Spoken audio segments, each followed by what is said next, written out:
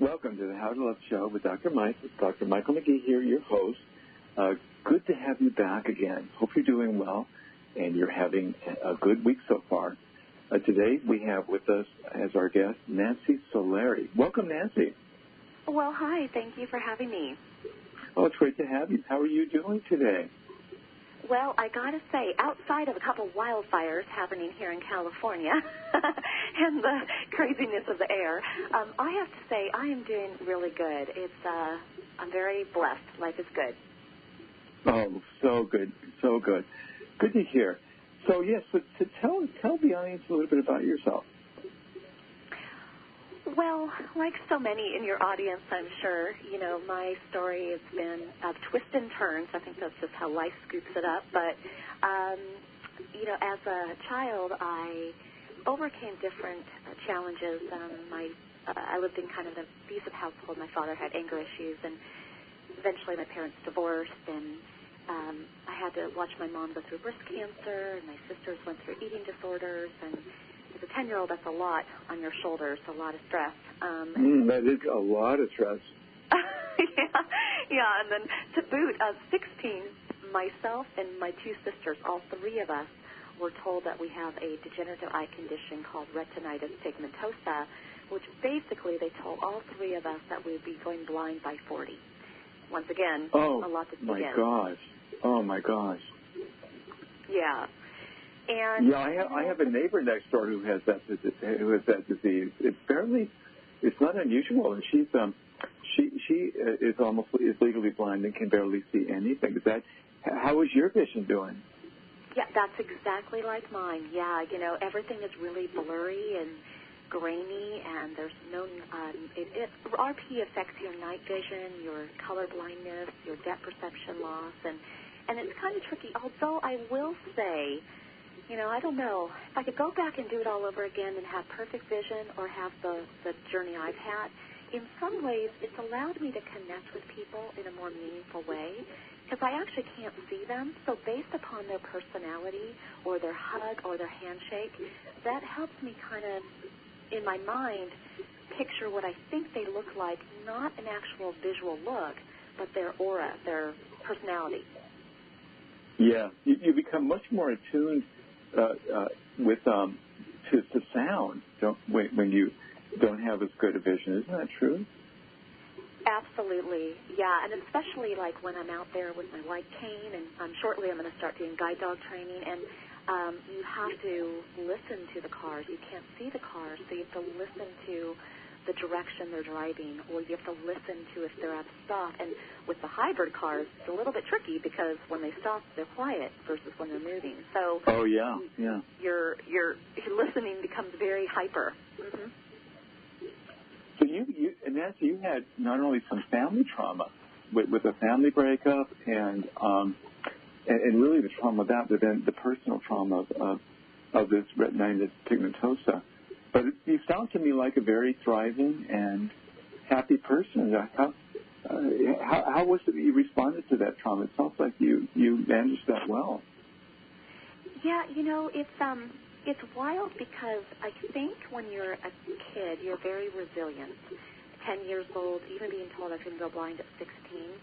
I actually think, the harder pills to swallow are sometimes when you're older. I wish I could tell you that at 16 all was said and done, but as I got older, I encountered infertility. I had 5 miscarriages, and financial stress. And what kind of got me through those times was tapping into my faith, number one, which maybe sometimes tragic things happen in our life to bring us closer to a spiritual place, whatever that looks like for someone. And for me, it really did help. And then also, I think I've really learned to cherish unconditional love, loves that have come and gone, or loves that were abusive, or loves that were neglectful. As I go along, I know what unconditional love is like. I know when I feel safe, when I feel like somebody's got my back, when they're in it for all the right reasons. And I think as you go along in life, you don't always know that. You're still trying to get to know yourself, let alone navigating intentions of people. Yes, yes. So how have you realized that in your life? That kind. Oh, don't we all yearn for that? That kind of unconditional, that unconditional love. What does that look like in your life? Well, for example, I had a good friend of mine one time. We were out at dinner, and she told me that she, one night, decided to squint her eyes and navigate moving around her home as if she was me. And she thought of me. She loved me enough to say, it's not just enough to go out with Nancy and read the menu to her or have her grab my arm. I wonder what it would be like to not be able to see. And then there's been other people in my life that have kind of taken out the awkwardness of being visually impaired, and they've shown me that either it's a superpower, meaning that, again, it allows me to connect with people in a more meaningful way, or maybe they've allowed me to see the humor in it, like when somebody puts their hand out and I don't see their hand, they might think, boy, isn't she rude, right? But it's just because I don't see their hand, and then when I tell them I'm visually impaired, they kind of melt down and they feel bad, you know. And so certain friends of mine have kind of pointed out those moments, and those are really good friends. Those are really good family members because they're invested in you being your highest and best. You know, Nancy, that's wonderful, and I hear in that first of all, you are probably a very lovable person to attract that kind of love from other people, and you're also very open to receiving the love of other people. It sounds like that you're very blessed in that way. A lot of my patients have real difficulties with opening to and seeking out and receiving the love of other people because of the trauma that they've experienced in the past. You know, it's interesting. I think a lot of times people want to look good, or they want to look strong, or they don't want to show that kind of sad side of themselves. But it's the times of when we feel kind of equal pressure, like lonely is lonely. So when you can say, you know, I understand my lonely time has been, you know, going to bed at night and I wish I had someone in my life, but I don't. Someone else is going to say, yeah, you know, I don't know why dating is so hard. So lonely is lonely. Or, you know, abuse is abuse. You know, if I talk to someone about, you know, the nervous and scared feelings I had trying to protect my mom from my dad, and, you know, someone else will say, yeah, you know, I too went through abuse, and they'll have their story. So I think there's a lot of camaraderie when it comes to sharing in wins and also in sharing in hardships.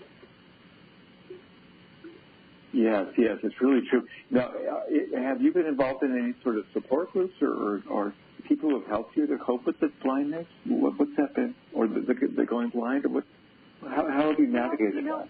It's great that you asked that question. It's funny. Out of my three sisters, two sisters and me, of the three of us, I'm definitely the one that has the most visually impaired blind friends. And I don't know why my other sisters haven't. I just think they kind of go, you know, business as normal in their life. But I find that when you're able to plug into a support group, or when you're able to meet other people with similar situations, whatever that is in one's life, or me, blindness, we're able to teach each other. They're able to, you know, say, hey, do you have that app on your phone? You can talk to a live person and they can read something to you 24 hours a day.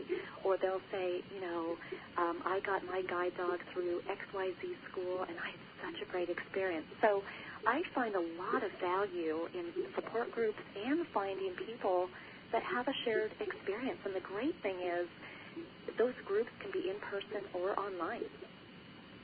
They can be, can't they now? It's amazing. There's been an explosion with COVID of online groups like that. It's really... And have you found those groups helpful for you? I have. Now, obviously, for me, I take out the visual side of it, right? Sure. I don't see anybody on these Zoom meetings, but I've actually engaged quite a bit in that. And, you know, in life, what we need will manifest. It will happen as long as we put ourselves out there. So I have found that it would be so easy to say, oh, you know what, I don't have time, or you know what, I don't know, I'd rather, you know, go to bed early or whatever. But I know the minute I do something, like I'm in that support group online or I go to that event, after I leave, I've grown. I've grown an inch taller. My heart has gotten wider. My mind has gotten sharper. And I would always rather invest the time in those groups, in expanding myself, than to be limited and woe's me and, ever feel that there's a ceiling in life. Yeah, how did you come to that gift? I mean, you are gifted with sort of this, I see your website is Living Full Out, and you really talk about sort of identifying your life purpose and having a positive mindset. But, a lot of people are really hurting right now. We can get so absorbed with the stress and the pain of the difficulties in our life right now. But you seem to have a gift for maintaining a positive, get out there and do it kind of attitude. Well, I do have that attitude, but I also have a couple tricks that I'll share with your audience, because Please, a lot of times when we're in a funk, and plus me, I've been there too, right? We just have those days where things go sideways. But there's a couple things I've learned over the years that have really helped me. When I'm in a frenzy, something's not going the way I had intended, I can either sit in that place and I can fester or get worry or whatever, or I can get the focus off of me. I find the minute I call someone else and just focus on them, how's their day, tell me what's going right or wrong in your life, it'll take the focus off of what I'm so anxious about. And then when I come back to what's happening in my world, it's never quite as epic as it was before I made that call to the other person. So sometimes we just have to take the spotlight off of our situation, go somewhere else for a second, talk to someone else, and then come back to it. You'll always come back to it with a fresh pair of eyes and ears. And then I also firmly believe in switching the energy. Jumping in the shower, warm or cold, you're never going to come out of that shower as stressed, as angry, as sad as you did going in. You just won't. Same with drinking something hot or cold. Just having your tongue have that experience allows you to find the words. So switching the energy is critical. You said switching the energy? I didn't hear that. Yeah, switching up the energy. So switching up the energy. Because emotion is energy in motion. That's emotions. And so when you're having an emotional moment and you're kind of stagnant or stuck, that's when you want to switch the energy. You've got to do something that gets you out of that rut. That could be a walk. That could be a shower. That could be talking to someone outside of yourself. But you got to switch the energy.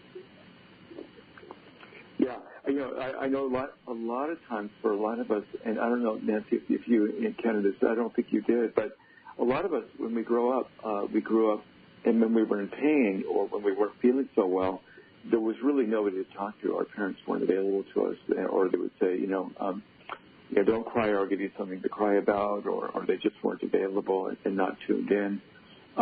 So people learned emotionally at a pre-verbal level that it just isn't natural to reach out and talk to somebody when you're not feeling well.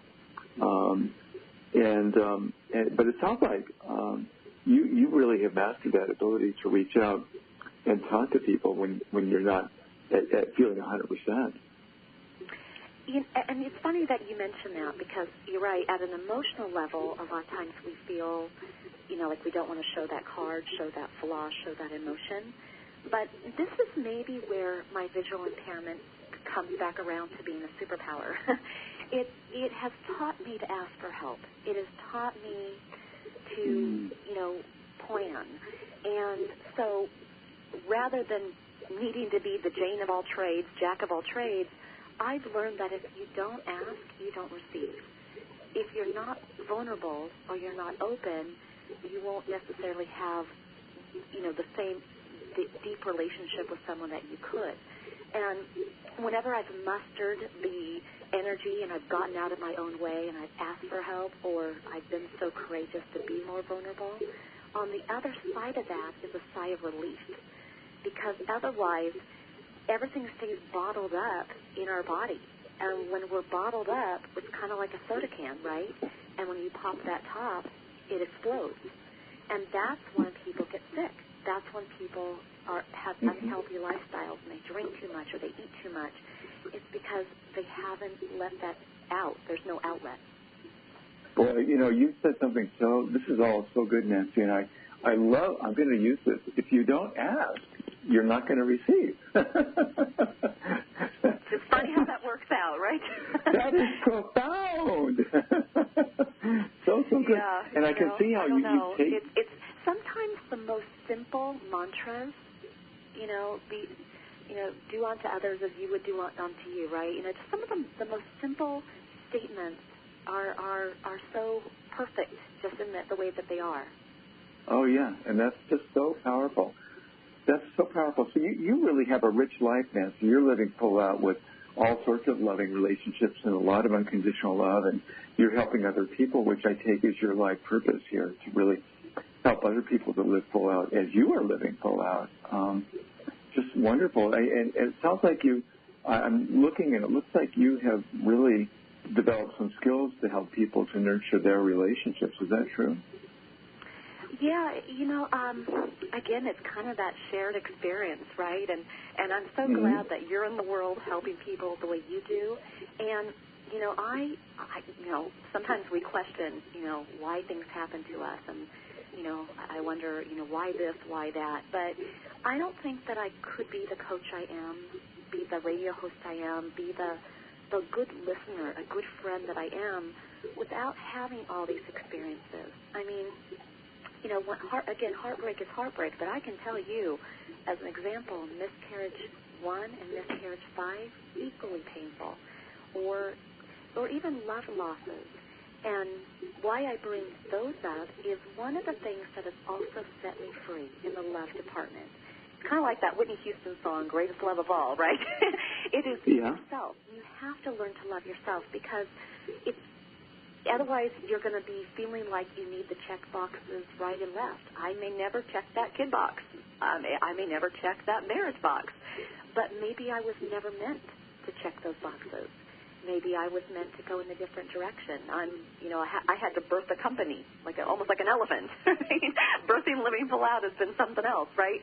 So not everybody's life is going to be the same. And I think that's what makes my life as rich as it is, and even yours. Mm-hmm. Yeah. Now, was there a time in your life where you felt that you didn't love yourself? There were times in my life that I think I was disappointed. There was a time when I wished, so many people after college, right, you don't know the value of money. I wished I had saved money differently. Or, I wish I had, in sometimes some relationships, I wish I hadn't stayed as long. I tend in relationships to be the one to believe in people, until they give me my last breath, till the very edge of the rope, I will believe in them, right?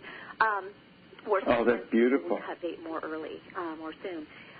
So that's the only thing. But again, I think that's ironically what has made me me is that I don't give up on people. I don't give up on myself. And that's kind of the mantra of living full out is, yes, you want to be fluid and go with the flow and let life unfold, but at the same time, there's those survivor qualities. There's those, planning and going after life and what you want. Yeah. So how do you nurture your I hear that you deal with stress and pain with getting support from other people, and I also hear about changing that sensory, hot and cold, and sort of ways which are sort of stimulating your nervous system. That's very, very interesting. But you have a lot of passion, Nancy, for the work that you do. And I wonder how you nurture and sustain that passion to live full out the way you do. It's a great question. Some days I would say the passion is always there, and I think it's always there within all of us. It's just kind of like a pilot light on a stove, right? Sometimes it's dimly lit, and sometimes it's on high, right? And hello? Yep. And so sometimes we have to turn the fire up. So I've learned... How do you do that? When my body needs to be turned up. And when it needs to be turned up, that's when I listen to a show like yours. That's when I call my best friend. And that's when we get juiced up and we're able to turn the passion up. Yeah, so you really turn to other sources of people who are inspiring to sort of inspire you and And again, it's reaching out and connecting and getting energy and inspiration from the many sources in the world around you then. Yeah, I mean, I think that the beauty of this game of life is just that we all have the ability to inspire each other. And when I'm doing the radio show, for example, I'm so honored to be on the other end of the mic. When I hear people that have overcome abuse or tragic accidents or shark attacks or whatever, and they inspire me, it's almost like my blindness disappears. It's like, wow, I have nothing to complain about given what they've gone through. So, again, sharing in our experiences, we can build each other up. Yeah, absolutely. Sharing and connection, I'm hearing a lot in this. Well, listen, we're going to take a little bit of a break. You're listening to the How to Love Show with Dr. Mike with our guest Nancy Solari, and we'll be right back after this break. Welcome back to the How to Love Show with Dr. Mike with our guest Nancy Solari. Welcome back, Nancy. Thank you for having me. I so much appreciate your, in the adversity that you have with being legally blind, and with that you have really created a very positive and vibrant life. A lot of that has been through connecting to inspiration and connecting to the love of other people. And I can imagine that there's love of life, and that's love of people, but there's also love of play and love of work. And I wonder if you have some suggestions for us on how to create a vital work life, especially if you have a disability. What are your thoughts about that? Well, and it all really does start with love, because love and passion go hand in hand. And so when whether it's a hobby, a career, or a business, it all stems from love. I love singing. Now, I have in the past tried out for The Voice and X Factor, and there's a bunch of stories that go with that. But I love singing, so I love karaoke. All my friends know every birthday, guess what we're doing, right? So I take the love for that hobby, and it's almost a signature Nancy thing. It's like, oh, gosh, here we go again, right? But they know it's me. And then when it comes to career or starting a business, the love and the passion of that translates to purpose. So when you join a team and you're an employee of a company, it's about how can you be a piece of that puzzle? How can you help all four wheels on the car turn? And it doesn't mean that you have to do it all. Just do your part and do it to the best of your ability, and do it with passion, do it with integrity. And then the same goes for if you're looking to start a business. It's with purpose in your heart. It's thinking about, okay, what is a problem that I can solve? What is a service, a product, something that I can bring to this marketplace of life that can make someone else's life easier? Now you're not only creating a business, but it comes with passion, purpose, and love. I love that. This COVID is a very difficult time for people. A lot of people are looking for work and finding it very, very difficult. I believe there's a silver lining here because for all the people that have been laid off and furloughed and there's uncertainty, at the same time, it's opened opportunity. So there are businesses now that are being birthed with the love of protecting, healing, getting our world back on track. And that's out of love for people, love for our society. And there's also a lot more interviews now that are not being done in person. So sometimes if you have a disability or, if there's for some reason maybe why you feel that you've been denied, maybe physically the way you look or whatever, these Zoom meetings, interviews, it's pretty much from the neck up, right? So they don't see your disability. They don't see perhaps things that you may have felt judged on before. And sometimes, because not every company does Zoom, sometimes now the interviews are just done by phone. So even more, you're based upon your voice, your personality, your credentials. And the last thing I'll say is, hey, so many schools right now are online. So if you always wanted to go to a certain school, but maybe you didn't physically want to live there and have residency there, Now they might have online classes, and you can get that degree from Columbia. You can get your degree from whatever college you want, because many of the classes are online. So I really believe, it's all of this time, you can look at it in a fearful way and what we've lost, or you can look at it in let's dig in, let's band together and get through it together. Yeah, absolutely. Again, collaboration, connection. Yeah, and a positive mindset, like seeing what the opportunities are in the difficult times. Absolutely. I think a lot, Nancy, about love at work and about bringing an attitude of wholeheartedness and positivity to every interaction and every action at work. And really almost using work as a laboratory for practicing maybe a different kind of love rather than the kind that we think of traditionally. Interesting to think about.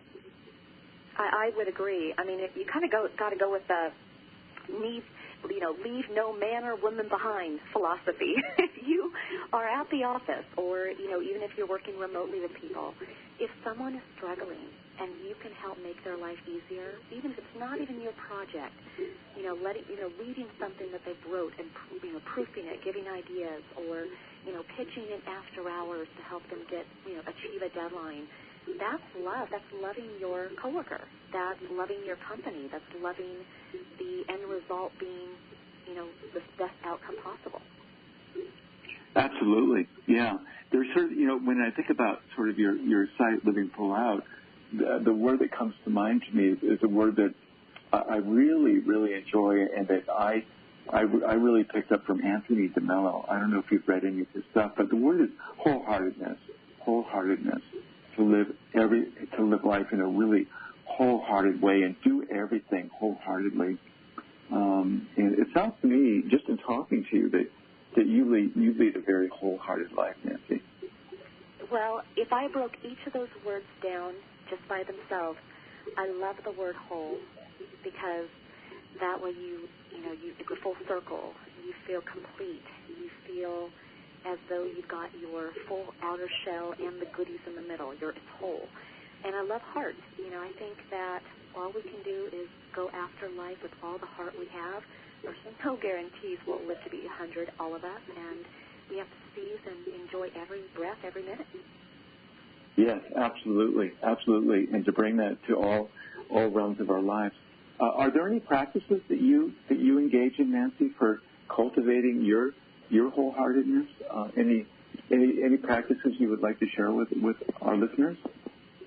Well, I guess going back to my AKA, superpower of being legally blind, I think that it has allowed me to lean on all my other senses other than my vision, and that's a good thing. Playing with my dog Charlie, petting him, a lick from him, that is, again, unconditional love. That is, nurturing. I can nurture him. He can love me back. Or listening to music. If I want to listen to something that kind of gets me moving and shaking and ready for a meeting or needs to calm me down, music is great. So I think it's maybe about everybody on this call closing your eyes and letting your other senses be your guide. Yeah, tuning in. At the end of the show, or during the last segment, I'm going to do a presence practice with people. But I think what you're talking about is really when you close your eyes, to really tune in and get very, very present and fully attending to the sounds and the tastes and the touches and the sensations that come in from other channels. And that's really been, in a way, like you said, a superpower for you in your life. Well, and I believe we all have a superpower. Mine is mine, but there are other people that are super smart in tech. Others are beautiful writers. And so I think it's just about figuring out what is your superpower, what makes you signaturally different than the next. Well, we'll talk more about cultivating these superpowers. We're going to take a little bit of a break. Stay tuned. We'll be back. You're listening to the How to Love Show with Dr. Mike and our guest, Nancy Solari. We'll be right back. Welcome Welcome back to the How to Love Show with Dr. Michael McGee, your host, with our guest Nancy Solari. Nancy, welcome back.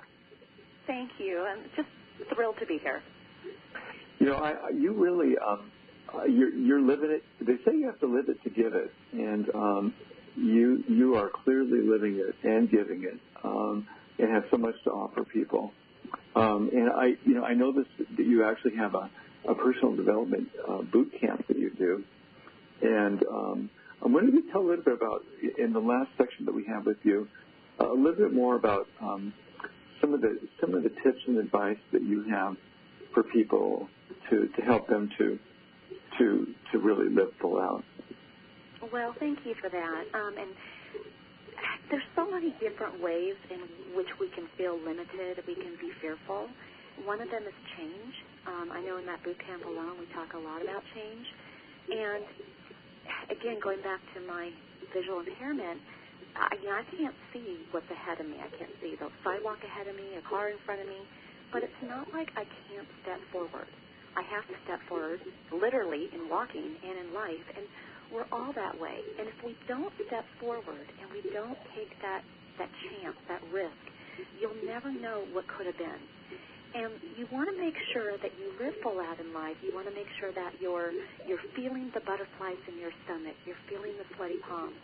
Because you just don't want to be in that gray zone of woulda, coulda, shoulda, or the what if. Oh, my gosh, those will haunt us for years to come if we wonder what my life would have been like if, and then fill in the blank.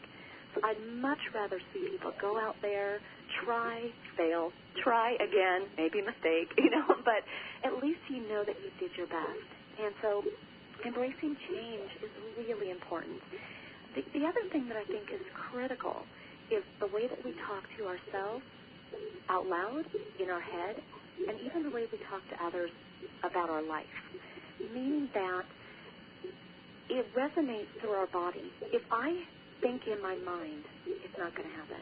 It's not going to happen. You're basically shutting down your heart. You're basically telling your soul, you're not worthy, it's not going to happen, what's the point? And even if you say those words out loud, your ears hear them, your heart feels them. Or if you're going out with somebody and they ask, how's work or how's dating going? If you say a negative answer, you're putting that out there that it's not going to happen. You know what? These online apps, I'm just not finding the right person. Well, if you say it that way, you're never going to find the right person. But if you say, you know what, I don't think this site's working for me, but this weekend I'm going to try a different one, right? At least you're moving in a better direction.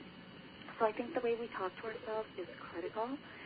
And that, a good friend of mine one time gave me kind of an analogy that I want to share with all of you when it comes to how we talk to ourselves. Just like how you would not walk into a bad neighborhood, right? Physically walking into a neighborhood, bars on the windows, trash on the ground, graffiti, scary, right? That's kind of like a bad mental neighborhood. So don't walk into a bad mental neighborhood. You want to go the more positive route. You want to go down a lane, a road that has potential. And, we talk a lot about expectations. We talk a lot about our community. Sometimes you have to kind of assess in your life, are relationships working or not working? Again, I was given great advice one time that I want to share with your audience. I was told one time, people come into our life for one of three reasons. It could be a season, a reason, or forever.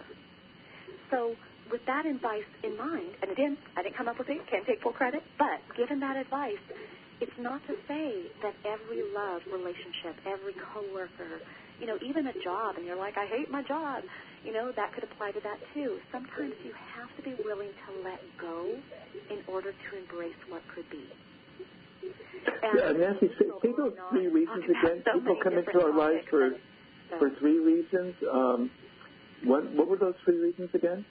Yep, people come into our life for one of three reasons. It could be a season, it could be a reason, or it could be forever. Oh, a season, a reason, or forever. Okay. Mm-hmm. So embracing the fluidity and the change and and the ending of things that creates opening for new things in sort of a positive way? Absolutely, absolutely. It's just, we talked about this earlier. It's that emotion, right? It's energy and motion. That's true for everything in your life. Now, don't get me wrong. I value history. I value memories. I value tradition. But I also think you get one shot in life to live it full out. Play that game of life in the best and biggest way you can. It doesn't mean Christmas always has to be at one person's house every year, right? It doesn't mean that you can't shake it up and decide, you know what, I'm going to move to a new town. It means that you can experience new things, try new things. You can always go home. You can always go back to what was. But again, it's that scary woulda, coulda, shoulda, what if. You don't want to be in that gray zone. Right. So be mindful of, if I could reflect back what you're saying so our audience really hears this, I'm hearing one is really make friends with a little bit of anxiety, because when you do something new, you're naturally going to be a little bit anxious, and that's okay. A little bit of sweaty palms is good. And I'm hearing you say to really be mindful of our thinking and really be vigilant to really not get embroiled in negative and fatalistic kind of thinking, and then to really embrace the impermanence and change that is never going to happen as we go through our lives. All of that wrapped up with a bow. Absolutely. With a bow. But if you just consider all of that, look how vibrant, look how rich, look how fulfilling, wholehearted a life can be when you invite all these moving elements into it. Yes.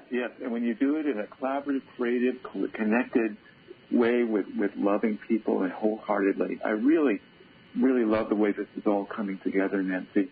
I want to tell you a little bit of a story about a friend I was hiking with this weekend, and he is a surgeon, and he's going more into now teaching mindfulness to physicians and other people, because physicians in their training are so incredibly traumatized and need to develop have embodied compassion to be able to give compassion to their patients, and so there's such a need for that. And he was telling me that he's feeling sad. He's excited about this transition in his life, but he's giving up doing surgery to go into more mindfulness and compassion training with physicians. And he's excited, but he's also grieving at the same time.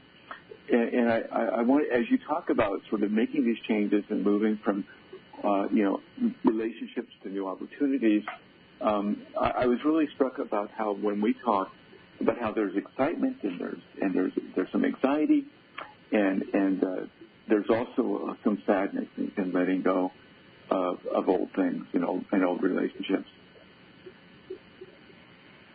Yeah, I think that's a great story, because there can be that grieving part of it all, but it depends with grieving how you look at it. A story back to you just really quick is a guest on our show one time. She had lost her mother, her husband, her child, her job, and she said, the last thing I want are all my loved ones up in heaven to see me crying. She goes, I don't want to make them sad. They should be living life in a big way. And that always stuck with me, because when we're grieving, when we're sad, when we're worried, for other people or whatever, we're limiting our ability to grow. We're just staying in this dark place. So I agree completely. Yes. Nancy, I really appreciate your energy, your love, your positivity, your wisdom, your embodiedness of really a life of love and the work you're doing. And I want to thank you for being on our show, and I want to let our listeners know that they can learn more about you by going to livingfullout.com. And you do speaking and coaching, and you've got some courses, and you just sound like a great resource for people. And are you in the Huntington Beach area? Is that right, in California? I am. Surf City, USA. You got it. That's right. All right. Great. Well, again, thank you so much, Nancy, for being on our show. It's been great having you, and I want to wish you well in your continued wonderful endeavors. Thank you so much, and I hope everybody goes out there and lives full out. There we go. Okay, you're listening to the How to Love Show with Dr. Mike. Stay tuned. I'll be back with actually a presence practice after the break.